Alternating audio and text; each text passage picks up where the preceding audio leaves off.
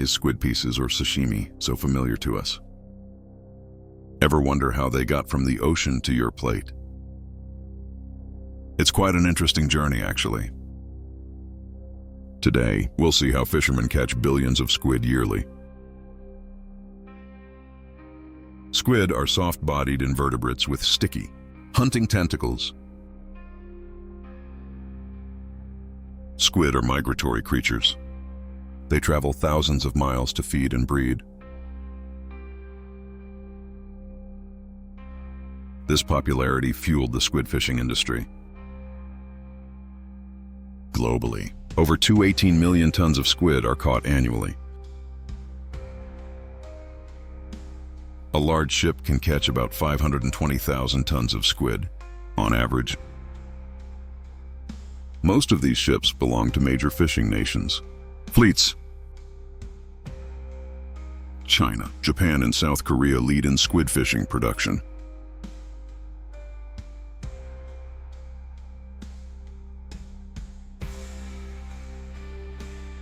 In Japan, estimates show about 36,600 tons of squid will be caught in 2022.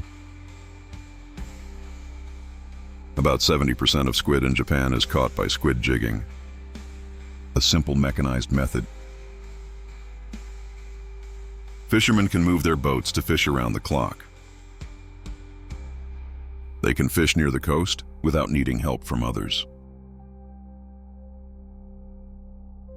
Squid fishing is an interesting activity that requires skill. Squid are most active at dawn and dusk, so anglers should plan their fishing trips accordingly. When a boat reaches a known squid spot, they stop to check the current direction.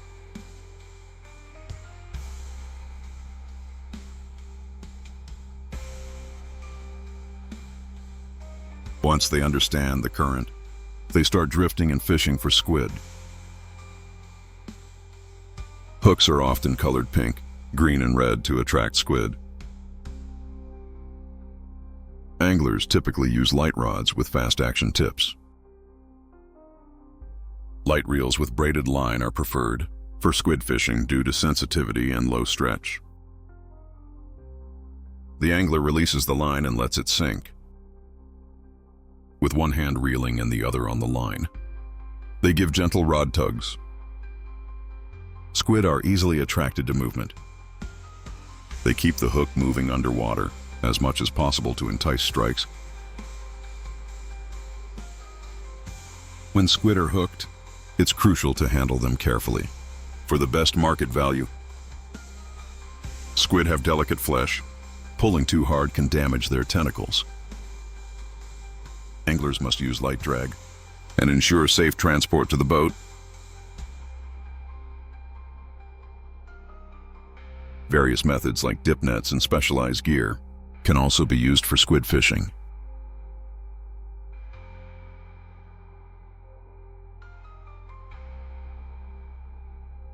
After prep, the fishermen were set to head out to sea. Their fishing boats have powerful radar systems that scan vast ocean areas. These systems give real-time data on squid, size and movement, helping find prime fishing spots. The net's built to handle seabed pressure and has large openings for safe fishing. A pulley system carefully lowers and raises the net. In some areas, squid catches are up as traditional fishing declines, making squid a fish substitute.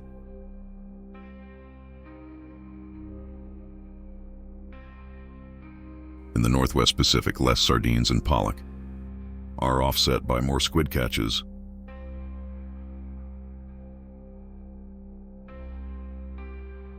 Once docked, fishermen quickly brought fresh squid ashore. A team sorts packs and ships the squid to market.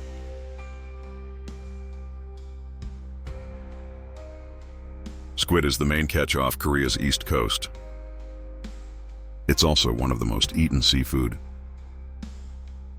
Squid fishing here differs notably in summer. July, coastal fishermen caught 74 tons of squid, double the usual.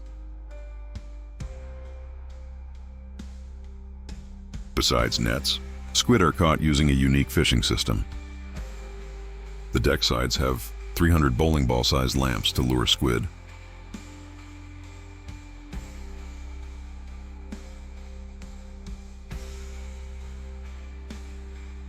At night, these lit boats are visible 100 miles out at sea.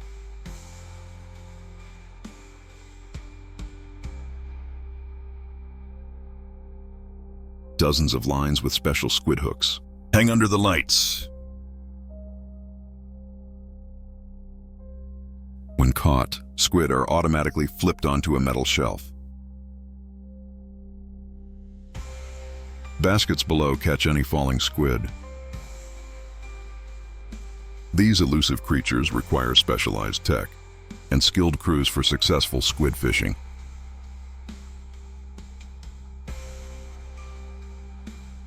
China's offshore fleet comprises about 1,123 vessels. Among the coastal light fishing fleet, the number of ships vastly outnumbers other fishing nations in the same region. This is why the country boasts such enormous fishing production. China's fishing industry is currently experiencing rapid growth. Catch volumes are soaring with clear economic benefits. In 2022, China hauled in nearly 1.4 million tons of squid. Squid fishing is most effective at night. Squid are particularly drawn to white and green lights. Boats use bright lights and lures to attract hungry squid. Squid lures don't need real bait, just plastic shrimp with a reflective coating on half.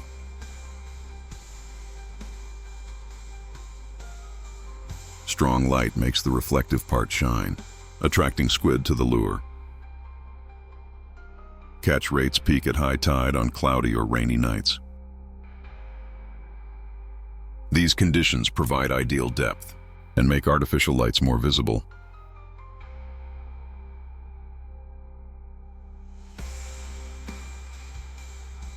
Squid fishing with lights has minimal impact on marine life, as it doesn't disturb the seabed.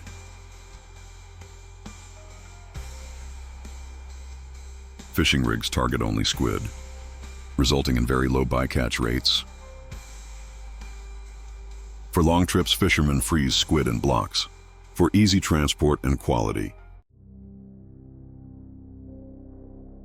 After catching, fresh squid move on a conveyor to the ship's hold, where fishermen arrange them in trays like this.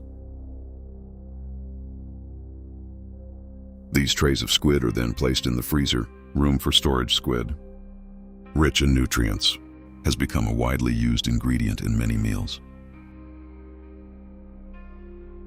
Global squid market forecasts predict it'll exceed 1.6 million by late 2025.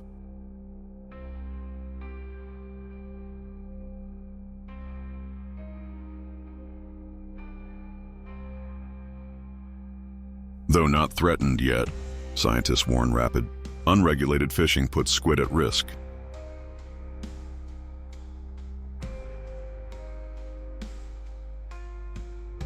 Unmanaged areas often border regulated zones, like exclusive economic areas. As squid freely cross borders, small coastal boats compete with large distant fleets.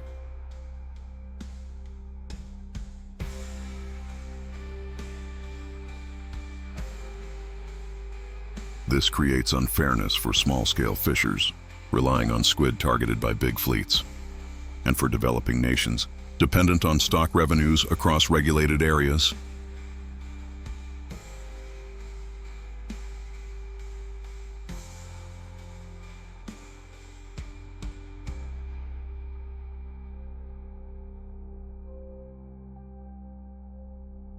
While fishing threatens marine life, cod has been crucial to economies and culture.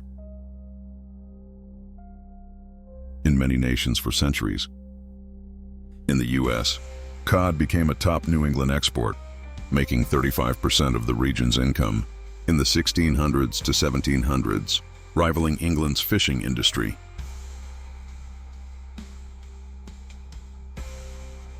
This economic rivalry sparked tensions that fueled the American Revolution. Likewise, in Russia, cod has been vital to the national economy and coastal communities' livelihoods. In 2005, Russia became one of the world's 9 largest cod centers. In 2022, Russia's cod fishing industry generated over $193 million, with Murmansk emerging as a major fishing port and one of Europe's largest fish processing hubs. The U.S. also fishes for cod, but different species than Russia. Russian fishermen focus on Atlantic cod in the Barents Sea, the world's largest cod fishery, bordering only Norway and Russia. East fish are also found in Itua waters, mainly in George Bank and the western Gulf of Maine. However, Atlantic cod commercial landings in Zarabora totaled only 500 tons, valued at $2.3 million. According to the National Oceanic and Atmospheric Administration Fisheries Database. This is because in Zaragoza, Pacific cod is naturally more abundant than Atlantic cod. While both live 300, 800 feet deep on coarse sediment bottoms, Atlantic cod is sweeter, larger, and lives over 20 years.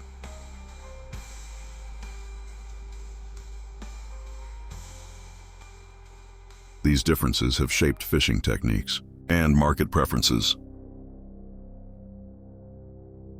Atlantic cod is highly sought after, but this preference led to population decline since the 1970s due to overfishing. In 2008, global Atlantic cod catch was 765,000 tons, with 73% from Russia, Iceland, and Norway. But commercial catches dropped to 100,000 tons in 2020 and 61,000 tons in 2023, despite a 200,000 ton quota.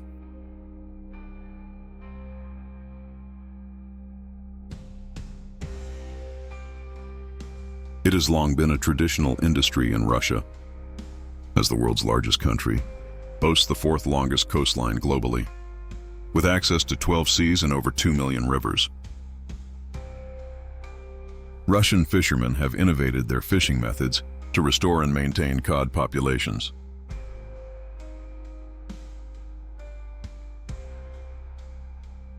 Approaches halting Atlantic cod fishing from May to November, when they spawn millions of eggs and mature. They also reduced catch quotas, pushing fishers to catch Pacific cod in the Northwest Pacific. Over $300 million went into new ships, including massive 300,000-foot trawlers to support sustainable fishing. No, safety wasn't guaranteed, but we'll discuss that later. Preparing for a cod fishing trip on a huge trawler can take months. The chef manages tons of food, as these trawlers only return to shore every few months.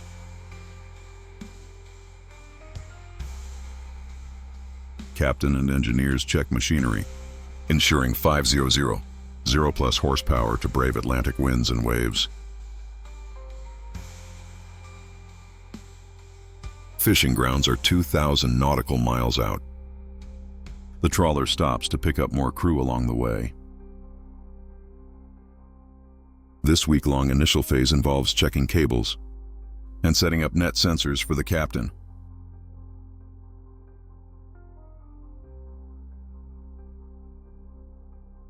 At the fishing grounds, the captain uses sonar to locate cod schools.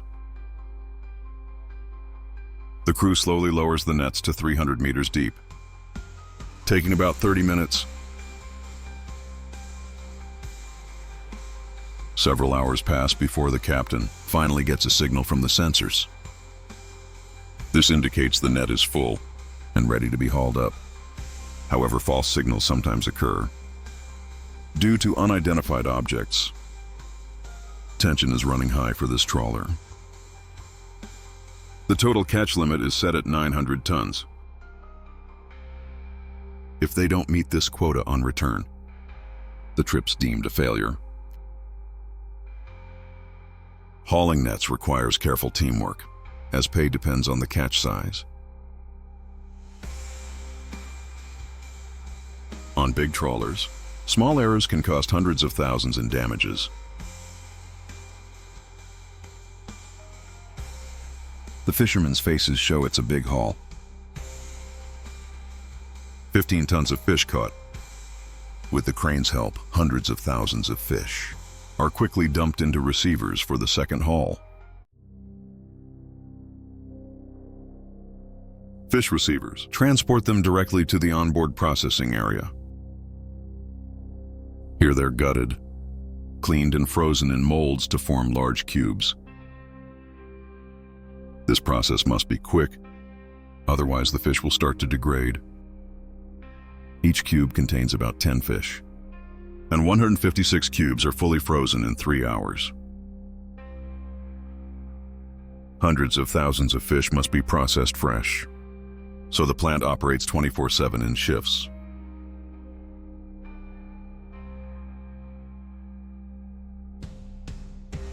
No part of the fish is wasted.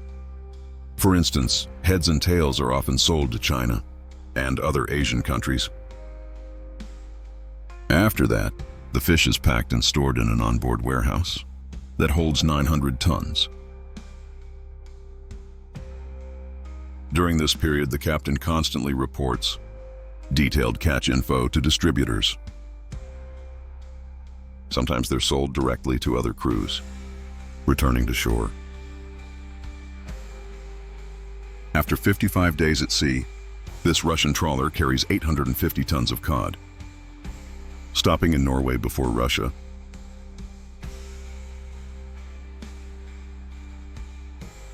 %10 of fresh fish goes to Norway.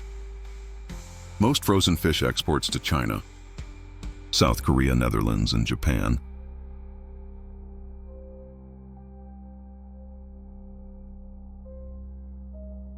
However, cod fishing isn't always smooth sailing, as all sorts of things can go wrong. Storms cause slips, so the fish hoisting deck is sprayed with salt water to prevent freezing. Fishermen must wear safety harnesses, as onboard surgery can be challenging. Running out of fuel or equipment failures at sea are also major challenges. If not quickly resolved, it can lead to major losses, like hundreds of tons of stored fish spoiling. But this isn't even the worst-case scenario. In 2020, the Russian fishing trawler Onaga sank in the northern Barents Sea, leaving over 17 people missing. The accident happened due to ice buildup, causing it to capsize while the crew was hauling in their catch. Given Atlantic cod's vulnerability, Russian fleets also fish Pacific cod near Kamchatka and in the Sea of Okhotsk.